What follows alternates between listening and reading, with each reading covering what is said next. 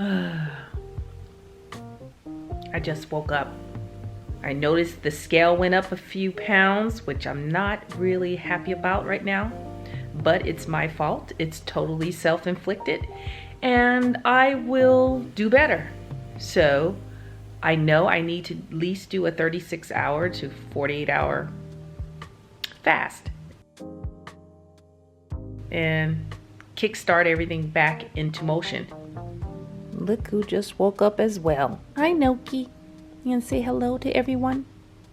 Yeah? A little bit? No? Just thinking, huh? Fog brain totally ignores me.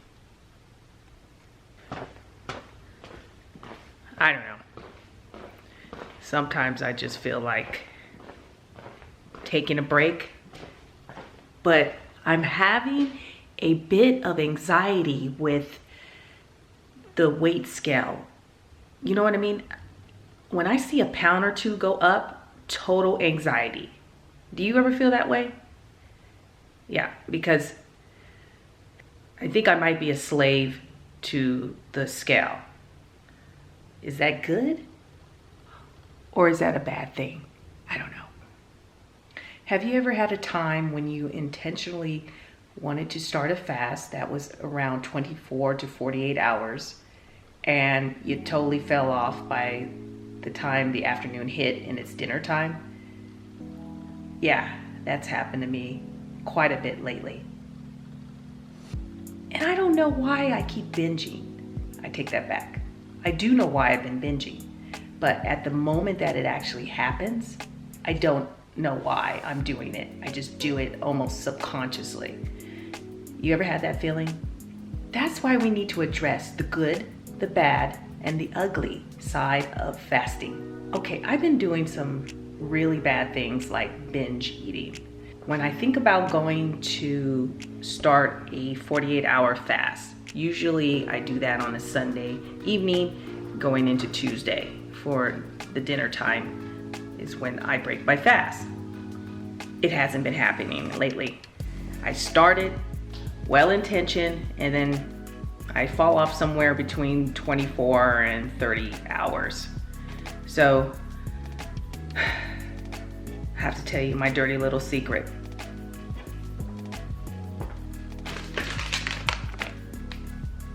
After I do my tuna salad, I've been eating these almonds, and no, it's good to have a good snack and to get my calorie intake up, you know, to between 1,000 and 1,200 calories for the one meal.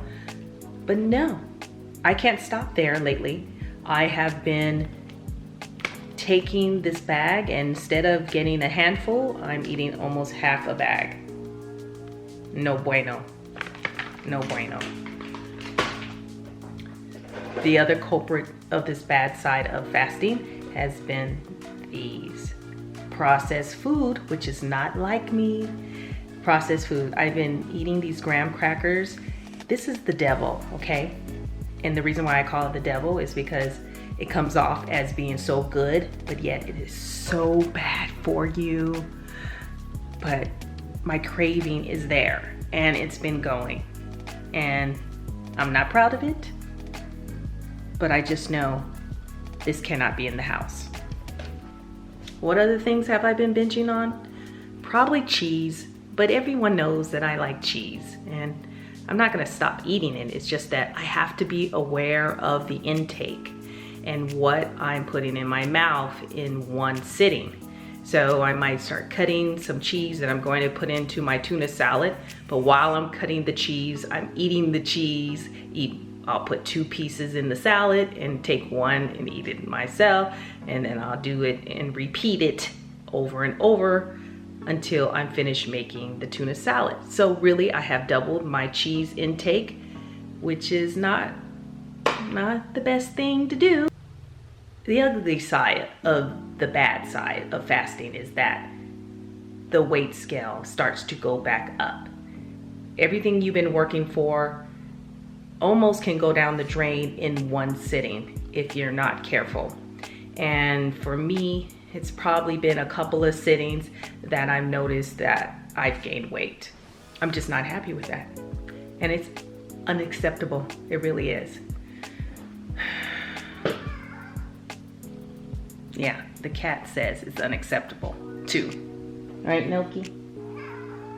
Yeah, I know. So with that said, let's bring it back to a positive side. We're addressing the mental part of fasting, and it can be what they call a mind F. I'm not going to say the word because I'm trying not to say so many bad words like I usually do. I am from the military, so the good side though of fasting is that we address the mental and we are more mentally aware of what we're doing. And if it is something that we're doing bad, I think we catch ourselves in a good amount of time before it does irreparable damages. So I think we can all make it back. And that is what is so wonderful about fasting, because every day is a new day and you can start again. And so with that said, I'm going outside. I have put a lot of sunscreen on, and I usually use like 60 to 80 SPF because you gotta do it in the desert especially. And I'm going to get that walk every morning and get a good run in as well, like some intervals, so that does help. But you don't have to work out hard when you know you're going to do an extended fast, and just a nice simple walk is good.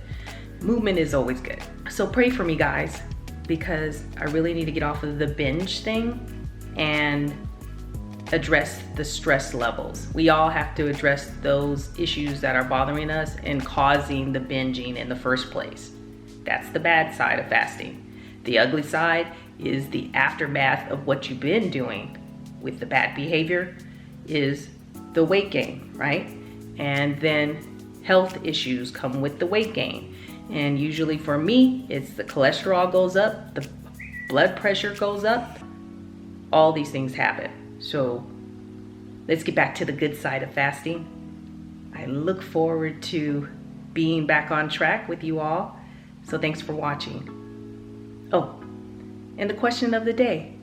Can you give me some examples of what the bad and the ugly side of fasting that you encountered in your lifestyle? Really appreciate it. And remember, caregiving begins with you. And if you don't do it, no one will do it for you. Thanks for watching, and we'll talk with you soon. Bye. What else? I'm having a thing with graham crackers.